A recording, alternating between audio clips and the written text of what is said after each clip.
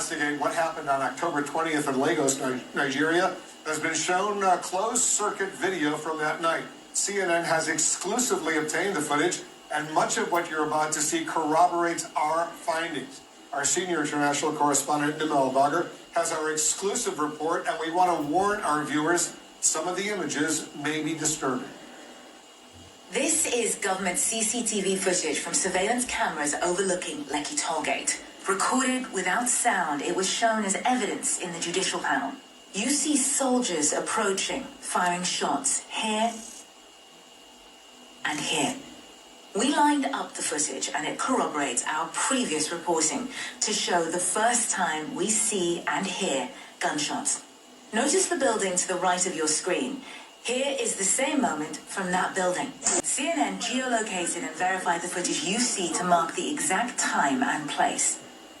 Moments later, more CCTV footage. People alarmed.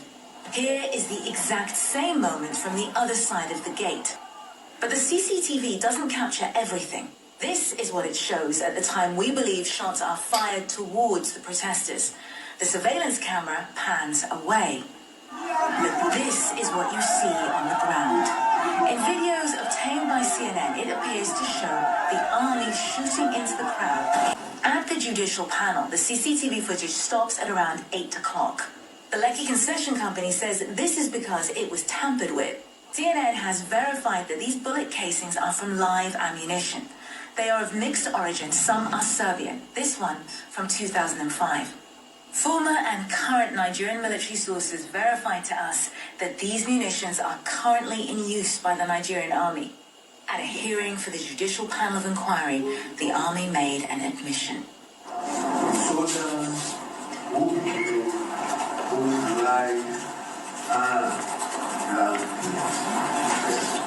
in this particular case, we saw that this protest had been infiltrated by some women. But eyewitnesses and families we spoke to say the ammunition used that night by Nigerian authorities was very real. This admission is the latest in a series of constantly shifting narratives as to what happened on October 20th at Lekki tollgate. The Minister of Information and Culture, Lai Mohammed, said that the army fired blank ammunition into the air. He also dismissed CNN's investigation as fake news and misinformation. Now, in the aftermath of our reporting, both the United States and the United Kingdom are calling on Nigeria to ensure that its investigation is free and fair. The Nigerian government continues to dispute our reporting and threatens sanctions against CNN. As you just saw, the army has only just admitted that live ammunition was carried by soldiers at Lekki tollgate on the night of October 20th. CNN reached out multiple times to the army with requests for comment ahead of broadcasts, which were unanswered, and police and state authorities declined to respond until after the conclusion of the inquiry. We continue to stand by our reporting, Wolf. Amid threat of sanction from the federal government over its investigation reports on the shootings at Lekki Toll Plaza during the #EndSARS protest, CNN has released a second report on the incident. The Minister of Information and Culture, Lai Mohammed, had last week described CNN's report on the Lekki shootings as poor journalism, adding that the network deserved to be sanctioned. Mohammed also followed up the threat with a letter addressed to the management of CNN in Atlanta. However, the network on Tuesday did a second report with more damning footage showing soldiers shooting at unarmed protesters on October 20, 2020. The fresh report also shows the Commander 81 Division Brigadier General Ahmed Taiwo admitting before the judicial panel in Lagos that his men indeed took live ammunition to the toll gate.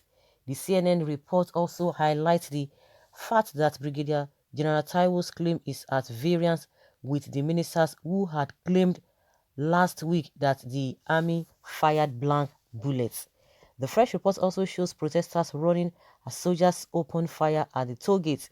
The National Broadcasting Commission, which is overseen by the Information Minister, had last month slammed hefty fines on 3 Nigerian television stations for daring to use some of the footage which CNN also used.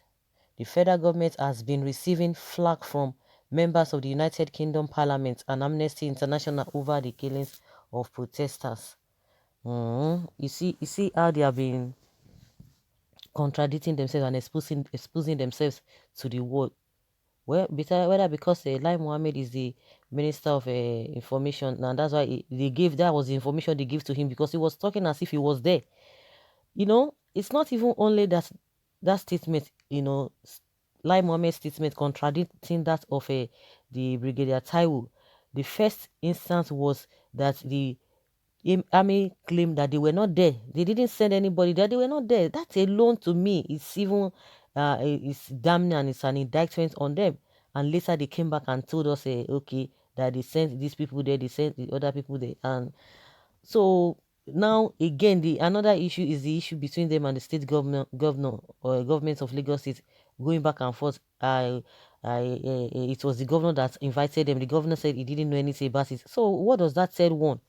Those who are always quick to defend them, those who are always trying to make excuses, why can't you, in your own way, try to judge that area, try to look into that area, review that area, if really they are not hiding something, if really they are open and they understand, or they are sure of what they are saying, they wouldn't have denied it in the first place. Why did they deny it? Why did they deny it? That is the issue. Lai Mohammed was speaking last week as if he was there. Now, saying that they didn't use a live ammunition.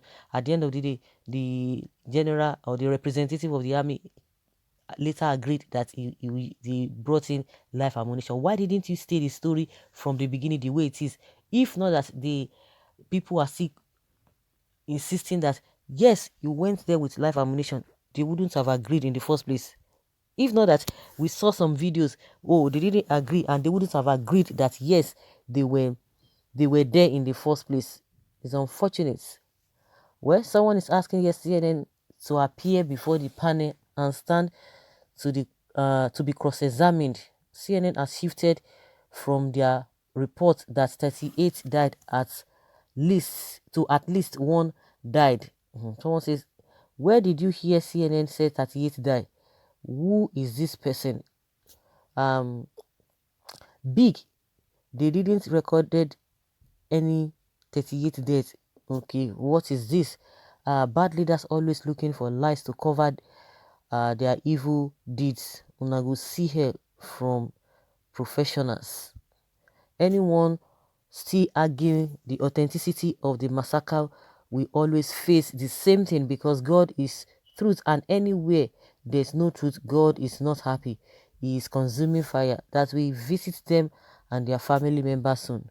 God bless CNN and UK for standing on the truth, and may God continue to help you to find more truth.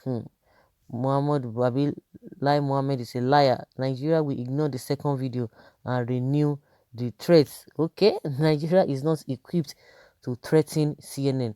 Patriots do say sorry while pleading equity. APC government is made up of the bundle of liars right from its foundation. After Satan, Lai Mohammed, Shibuna done the blame DJ Switch. Now, Una's eyes don't clear. Nigeria cabbage leaders are wicked. Good.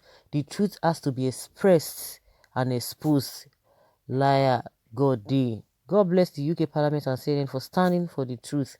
Lai Mohammed and APC should stop thinking that CNN is NTA. Of course, maybe that is what they think.